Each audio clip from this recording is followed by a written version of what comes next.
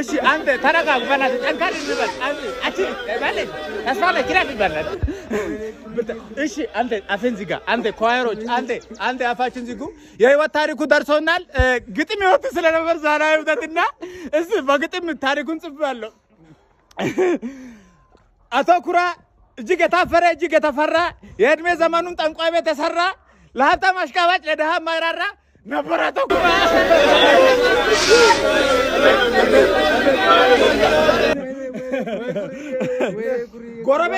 ጎረቤት ዘመዱን ሁልጊዜ ቢንቅም ትንባሆ ከአፉ ወጥቶ ግን አያውቅም። ዋይሮች በቃ አንቺ ዝም በይ ማነሽ? አንቺማ ውሽማው ነበርሽ። ተስፋ ነሽ። እረፊ አንቺ ኤልሳብ እረፊ። እርሶም ስነ ስርዓት ተያዙ። እርሶ ቤት ነው እዚህ እንትን እያል በቃ ስነ ስርዓት ካርታ ቁማር አስለምደ ማነሽ ፈራው።